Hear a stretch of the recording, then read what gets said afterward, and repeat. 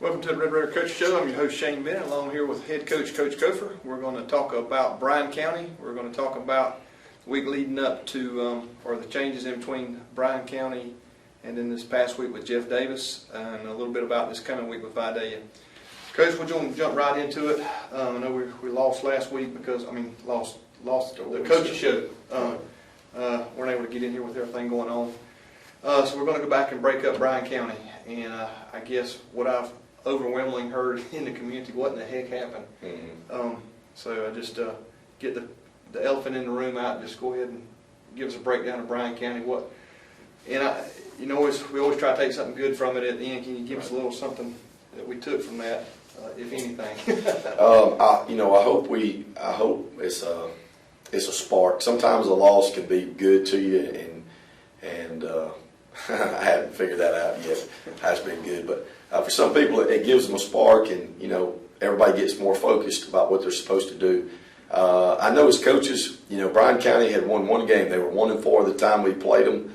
I'd heard in the beginning that they weren't very good, and then we got to watching film on them and the coaches, and I said, Bryan County's pretty dang good. They're getting better and better every week, and I've said it many times. That's what you want to do throughout the years, look better and better, and they were. I thought they were running the wing tee pretty good.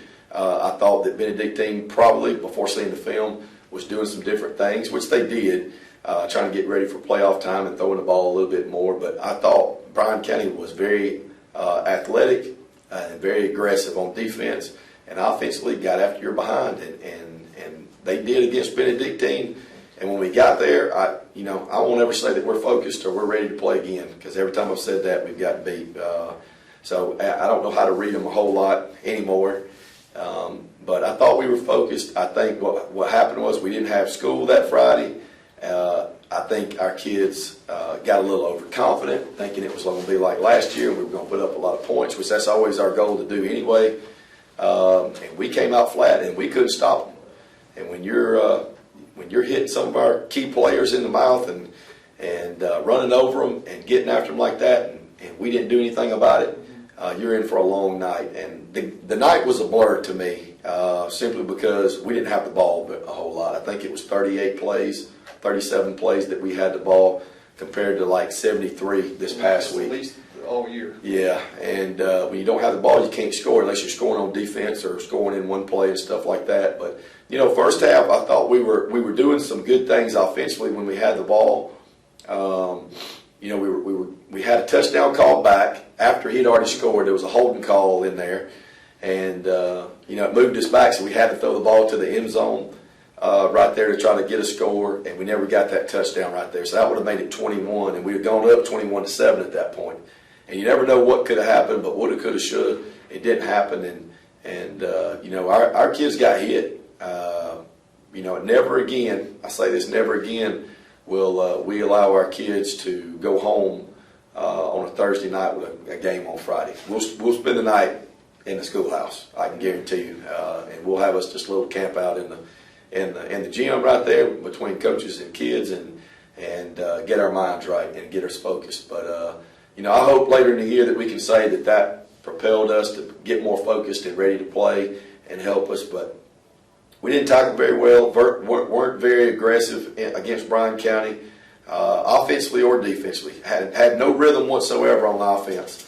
And that has a little bit to do with not having the ball, but even when we got the ball back, we were just out of it and couldn't do a whole lot of things. Just played real soft, and that's the reason we came back the next week, last week on Monday, Tuesday, and we didn't beat the crap out of them. They kind of beat the crap out of each other. Trying to get that physical aspect back and get before we played Jeff Davis. But Bryan County is a good football team. They just got through playing McIntosh County on TV and beat them by 1 right there. McIntosh County beat Vidalia. So you can't go on those about who it's just about matchups.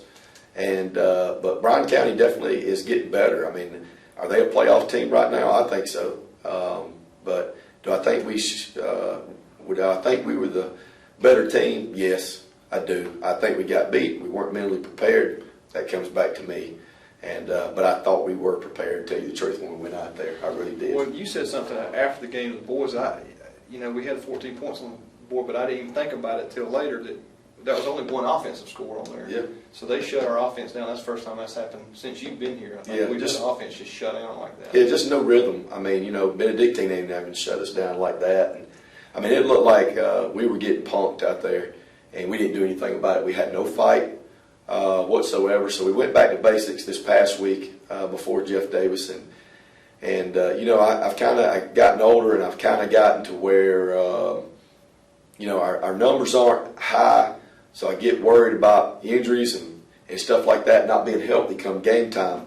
And yes, we hit, but we really hit them Monday and Tuesday. They got after it. And it was it was a good time doing it. The kids enjoyed it, but they beat each other up a little bit too. But we got to have that physical aspect back to our game in every phase, and you know, to try to win this. And we're facing so many wing T teams, it's about to make me sick to my stomach. And we got another one coming this week. So, Well, coming out of Bryan County, do we have any, or did we have injuries to speak of? And I know we had one, but I mean, other than Jacob Carver, did we have any other injuries that we're still dealing with? yeah, nothing to speak of. You know, before this past week, but going into Jeff Davis game, we were good. I mean, we were fine. You know, Jacob was the only one, and he twisted the other. You know, we're thinking he's pretty good. Let's just make sure that one ankle is good and taped up, and I'll be danged if he cuts back on the one and he sprains the other one. Yeah. So that's basically why you saw him, and I'm not cutting the kid down, believe me. Jacob poured his heart into this past Friday, along with a lot of other ones, playing banged up, playing hurt, and he didn't have to, and he got his butt back out there against Jeff Davis. But you know, he shoot, I mean, there's no other way to explain it. He looked like an old man, looked like me. You know, I thought I could get up in the hole faster than he did. He just playing hard. I mean, he's playing on two bad ankles right now at halftime, and I'll get to that when we talk about Jeff Davis. But you know, he wasn't the only one, but you know, he scored 2 touchdowns for us there late against Jeff Davis to do that. But it's just an ongoing thing with Jacob. You know, it was the shoulder and it was the ankle at the same time. Now I think we got that ankle better, and it's the other one. And he's not cutting right, and he's just a straight ahead. And, you know, 230 pounds going straight ahead is pretty good. But, you know, the way he wants to do and the way we want him to be able to do is make a cut, at least one cut here and there, and just feel free running and doing what he can do. And he can't do that. He's restricted. So, you know, we're just trying to get him better. What other injury? I had a lot of people ask me about. You want to real quick talk about you're feeling better? You're okay? Oh yeah, I'm good. Go ahead and tell you, you know, that the stress of the game, nobody puts that on me but me. I got it from my dad. He was always that way, but it's I take it home and all that, and I've been, I don't make any secret about it. I tell everybody, I've been taking some medication to try to calm me down during football games. I'm not so sure the stuff didn't mess me up a little bit. And, you know, I was at home Wednesday night, felt like somebody heavy was sitting on my chest. I could barely catch my breath. I thought it was just indigestion. And get to practice Thursday and hand the play sheet to another coach, and he calls them all. Went and got blood pressure checked, and they sent me to the hospital and had to stay for most of the day. Finally begged to get out at 7:30 that night, and felt a lot better. But, you know, had to carry around those old nitroglycerin tablets that everybody, my daddy had to take, you know, back in the day. So I don't want to have to do that. Better than alternative, though. Better than alternative and healthy. So no more old medication for Coach Cofer. I went away from that Friday, and I feel so much better. I don't feel as tired. Went all the day today without my head dropping down. It just kind of takes some stuff out of me when I take that stuff, and it's not me. So I'd rather just be myself and be able to do that. So it may be a little bit fiery. I said I'd be quiet, but might be a little fiery again.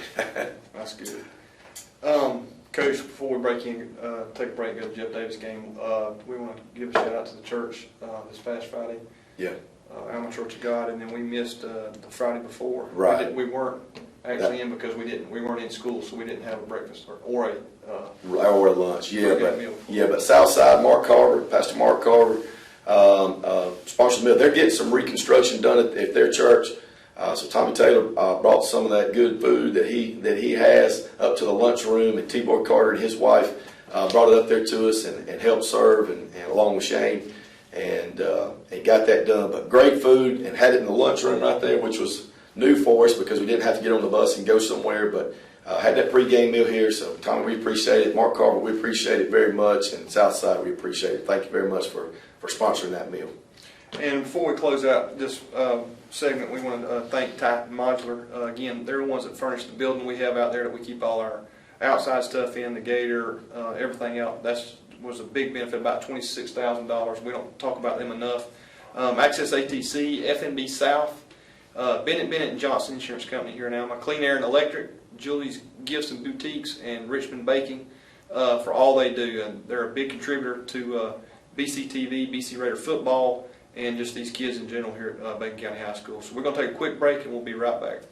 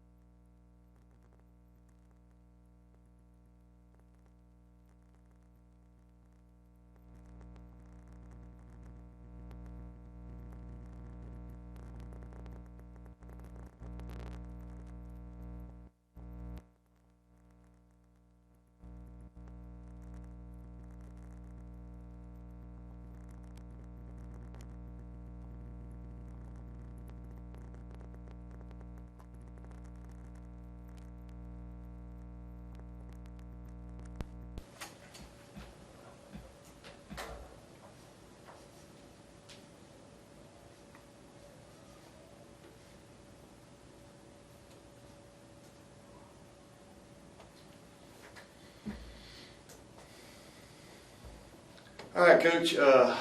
This past week was, we've already alluded to a little bit, Jeff Davis. Again, we got Pierce County rivalry, but then there is Jeff Davis. Right. Pierce County is in its own itself is rivalry, but Jeff Davis is region. It was a big region game, no matter who it was. And then going there to home, especially after the week we'd had before. And then, actually, if we go back from the second half of the Long County game until that point, we really just, you talked about after the game, the swagger we just didn't have. Yeah. So I know y'all are concerned about that. You already said y'all had a different week of practice as far as going back home, which is going to old school. So was that your mentality going into this past week, getting ready for Jeff Davis? Getting ready? Yeah, well, I'd said it after the Bryan County game. We took them down in the end zone. I think everybody thinks I'm just talking nasty to them every time we get down there, and I think it might have been y'all kind of turned the cheerleaders away. I think I turned one time, talking about it might get ugly down here, but it didn't. I thought we needed And to I get. can vouch for that. I was standing there. It was. It was not. No, but we needed to get more physical. I mean, the game was over after Bryan County. There's no sense in beating them down. I looked in every one of those kids' eyes, and they knew what they had done. They knew that they didn't play physical. They knew they didn't give the best that they could, and they just came after it. It's kind of hard to recover when you get hit in the mouth so hard so many times in a row and try to recover from that. But and they did, and we didn't have any rhythm. But we just wanted. I told them we were going to play Oklahoma. We were going to go old school, play Oklahoma, get up under the chute. The touchdown club graciously has bought us, and our coaches are very happy about. Appreciate that very much. And board drill up under the chute just helps us to stay a little bit lower. We get the receivers in the stance up under there to stay lower, so it helps us. And Coach K, yells at them up there, and Coach Brown, if they rise up above that thing and don't get too high. But we even played Oklahoma. We played board drill up under the chute. We got in a goal line situation, I think it was best out of 5, and the coaches had to do push-ups. Whoever won, so Coach Brown and Coach Wilson and Coach Langford over there, and Coach K and I are on offense, and we had to be in the horsemen and doing just situation type stuff that we're going to find in a game. So we were trying to get that mentality back. And for the most part, on Friday, it showed a lot of times. It really showed when we were spreading it out more than horsemen, because we didn't have big number 7 as much. But I thought Aubrey Carter flat got after it. I thought he played a great game. He fumbles inside the 5, and a lot of people remember that. And I didn't say a word to him. I knew it was killing the kid to do that. That kid's giving his all up in there. I thought the line did a good job. We're facing a Jeff Davis team that's big into the weights. I think they do a great job. I think they're very well coached. I think the spread stuff gives them a little bit of problems. They take some people out of the box, and we were able to run it a little bit more, especially in the second half, and kind of wear them down. I think it was 73 plays. I'm not sure. We want to be in that range or even higher if we can. They had 60 or 61 plays. That's way too many. So if you can take away and we play and tackle better and be more aggressive on defense, that's plays for us, and that's wearing them out. And we can physically see it on that. But Jeff Davis is a big game. I knew that, figured out last year. I was actually treated very well when I got there Friday. I thought I'd, have sniper bullets passing by my head and stuff like that. But superintendent played for my dad in high school, Rob Brown. He came to check on me and talk to me. Coach Metz, Branch Smith, this offense coordinator, had a lot of those coaches who were very nice and welcoming us over there and all that. But when it gets game time, we're going to go at each other. That's going to get nasty and stuff like that. But our kids played well. I thought they played hard. Yes, we made some mistakes. I know everybody in the stands loves close games like that and stuff like that. It's too much for my nerves. We had some scoring opportunities to do, and we lost some rhythm right there. It was good to have big man back. Made some big plays, made some good catches. Aubrey made some great throws. We have, and I wanted to, some things that I hear people say, I wanted to kind of go over that too. Dawson Jewell comes in and plays dang pretty good, especially late there in the ball game. Try to get him some reps. He's just a sophomore. Metris, I think, had one pass for 19 yards and a touchdown, and hit KJ Brown on a touchdown pass. And kids were playing very hard. Akeem Peterson, I can't say enough about Akeem Peterson. I think the first series he was hurt in the shin and the ankle, had a knot on his ankle, and played the rest of the game and didn't say a word. Aubrey Carter had a knot on his knee. Pete Simmons had a knot on his knee. KJ Brown, hand and arm swollen, and got bent back, the wrong way we had to go out there and get him. It was nasty. I actually ended up having a couple of words with the official because he didn't blow the whistle. Yeah, that was a big. Yeah, I just don't like, your job is to protect the kids, and we're not protecting the kids. And the JD kid had his helmet knocked off. So I don't know, and the progression had stopped. His helmet's off, but my kids get pushed back right there. So I had a few choice words. I'm not, that's. What was his response in that situation? He said, a lot of people asked that question. He says he cannot blow the whistle unless it's the running back's helmet that's off. Well, that makes absolutely no sense to me. And the head official case said, Coach, I understand what you're saying, but talk to National Federation High School, the rule book right there, and talk to them. And I'm thinking, well, that's not helping me. Forward progress has already stopped. Jeff Davis guy has his helmet off, and then you're allowing him to push my kid. He ain't even got any legs because he's wrapped up, but he's getting pushed back, and his back is folding back the wrong way. And our whole thing is to keep kids safe, and let's make this a game and not where somebody gets hurt, period. Either kid from Jeff Davis or ours. And, you know, I almost lost it out there. I mean, that's, you know, any kid of ours or any kid, I just can't stand that. But Trey Stewart, swollen hand. KJ Castile, we found out today, broke his hand, has to have a pin put in, so he's out. You know, I think I mentioned Pete Simmons right there also, and Aubrey having the knot on their knees too. Andrew Bloodworth, I found out today that he twisted his ankle before the game started. Looked down on his ankle after practice this morning. He's got a knot on his ankle. We are very beat up. Kids played physical. That's what we wanted them to do. But you know, unless you're a 6A school and you know you're somebody like Norcross that has 60 seniors a couple of years ago, you're going to be hurting. And we're going into a big game. You know, every one of them to us are must wins for us. And you know, people can say, well, we can still get the 3rd or 4th seed. Well, we don't want that. We want the number 2 seed. We want to get as high. We want to set that new standard right there. And you know, our middle school kids are doing jam up. We want to be up there to the top just like middle school is. And we want to set that standard here at Bacon County High School and keep it going. And the kids do that too. But very appreciative of our kids and our coaches, the way that we coached hard. And the kids played hard. You know, like I said, we made some mistakes, but you know, family right there, not quitting. Kids playing banged up. Jacob Carver, you know, Demetrius goes. Let me get back to Jacob in a minute. But Demetrius, there's a hands team situation out there we have to do. And Demetrius is out there. Demetrius hadn't even entered the game after he gets his knee hurt, and he goes back out there to get the onside kick, and then comes back out. You know, that's hard. And then Jacob, you know, told him at halftime, get the tape off your shoe. It was Jacob and I and somebody else in the locker room, can't even remember. Before I came out at halftime, I said, put your jacket on and get on the sideline and sit down. And we're driving the ball in the 3rd quarter. I think it's the drive where Aubrey fumbles right there inside the 5. And somebody taps me on the shoulder and says, put me in. Well, I'm not paying halfway attention to who it is. And we're calling plays and all this. And he says, I'm feeling it, put me in. And it's kind of more demanding. I turn and look, and it's Jacob, and he's fully dressed. And I said, what are you doing? He said, I'm good, put me in, we'll score. That's when we hit the fumble.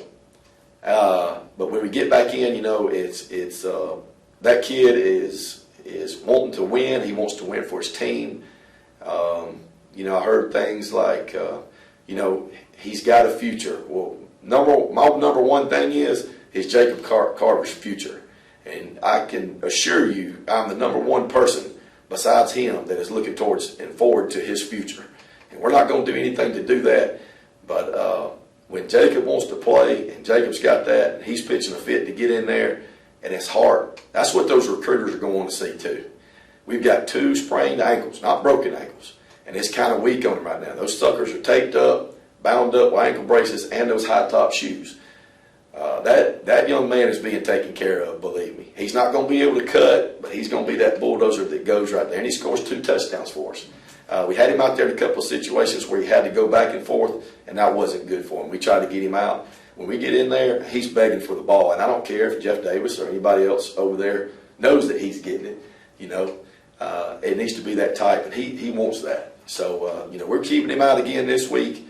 I don't know how much he'll play. It'll probably be less than what he played against Jeff Davis, to be honest with you. We're going to be playing a lot of young kids and stuff, but you know, and one other thing I wanted to address before I forget, because I kind of go here and there with when I'm speaking, is and it's not anything bad, but I think some of my words are being misconstrued as far as what I said after the Long County game.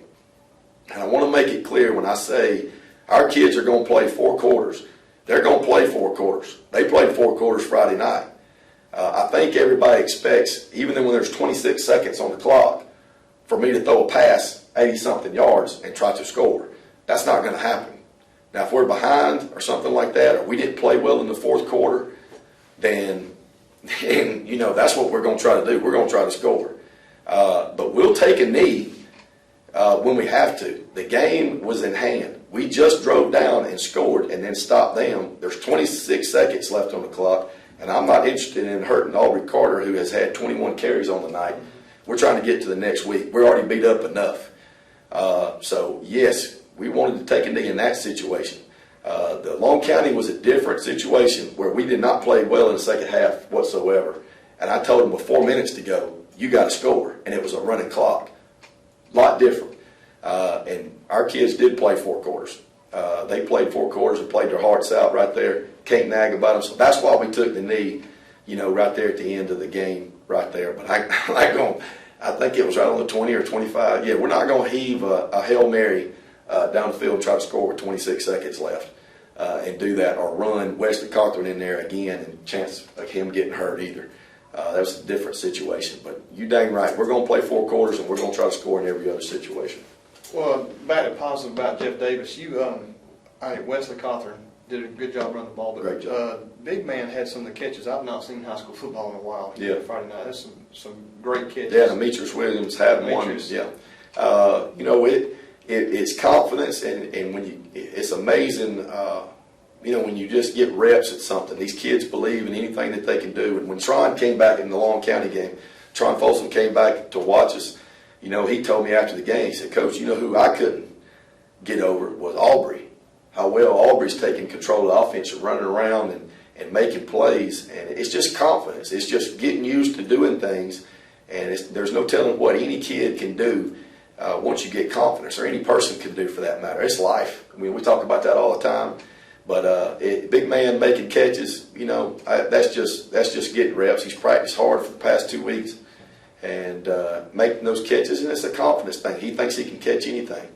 And Dawson made 2 of those throws that big man made excellent catches on. One was on a 60 on a 3rd down and long. We have the lead.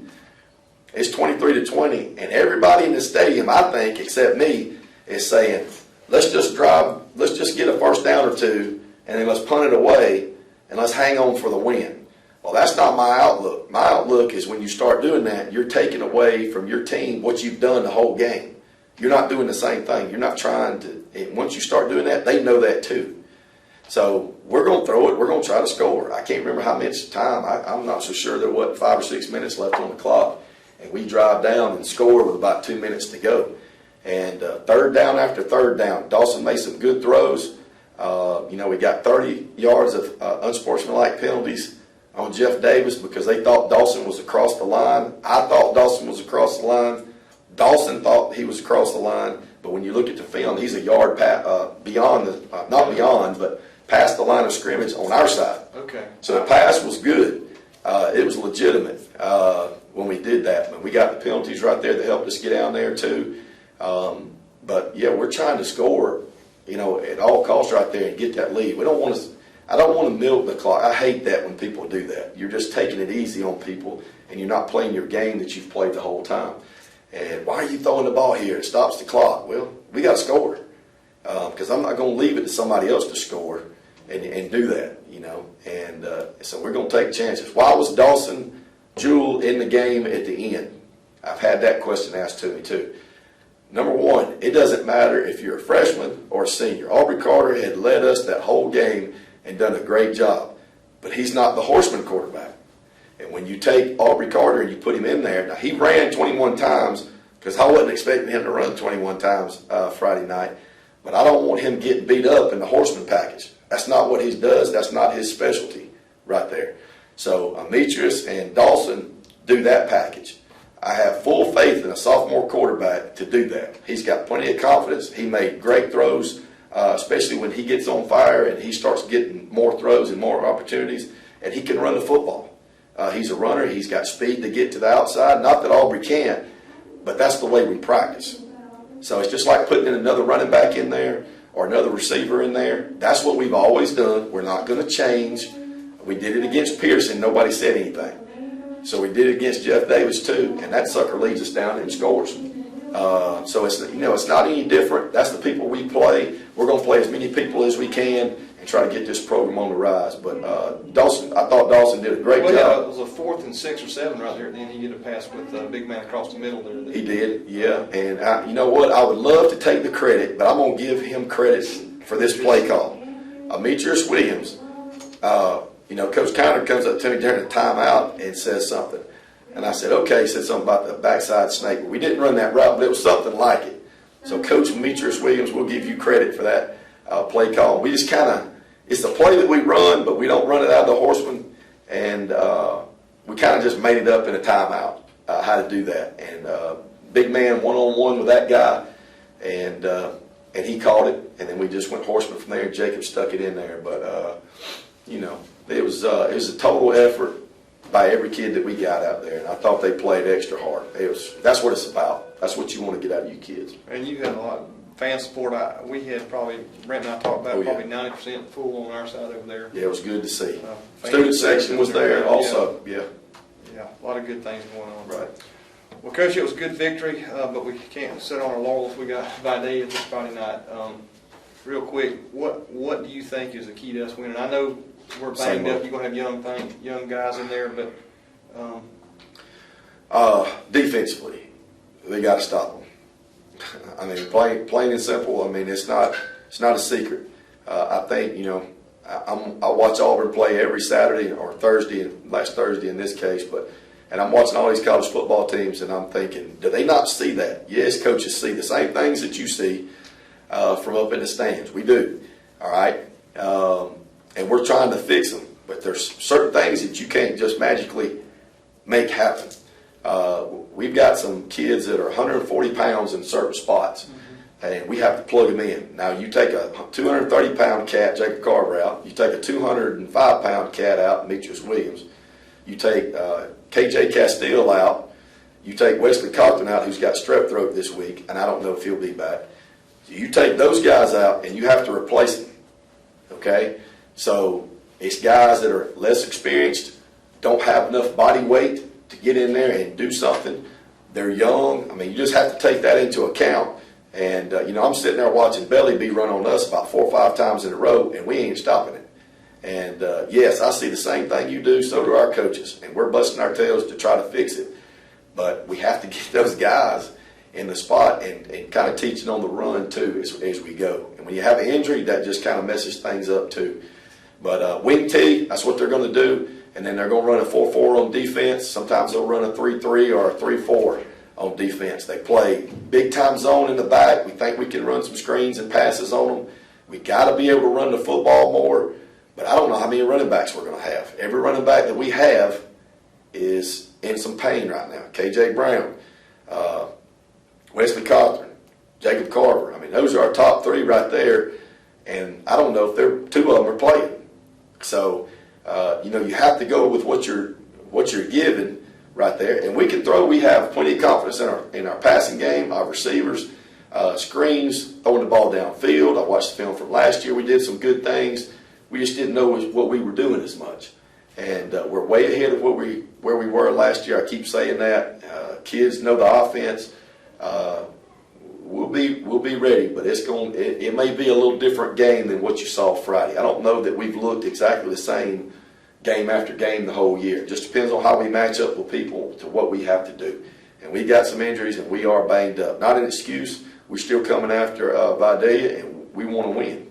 That's the goal. So, they've had their share of injuries too. But I don't want to hear from anybody else when it comes to injury bug, because we've had our share. But and it just depletes us a little bit. But I've heard Shane say, he texted me today, next man up, and that's the truth. You have to be next man up. There's no question. Whoever's working second right there has to step up and man up, and let's get in there. So we're looking forward to it. Glad to be at home against Vidalia this week. I feel like we've played so many away games, it's not even funny. We have not had the best away game record this season. So we want to get back to the Big Red Monster and get after it. Also wanted to say that the middle school's playing this Wednesday. Arthur Williams from Wayne County playing at home at 5 o'clock. Coach Steve Owens and those coaches are doing an awesome job. Those kids believe. They got taken to VSU game Saturday from the Touchdown Club. Did a great job, and appreciate the Touchdown Club for doing that. And the JV plays at Appling Thursday at 5 o'clock. It'll be the last JV game of the season. Mostly all freshmen on that JV squad because we have a lot of 10th graders playing up with us. Yeah. And to mention the Lady Raiders play Yes. softball. They play tomorrow not tomorrow, but Wednesday at 4:30 and 6:30, I believe is correct.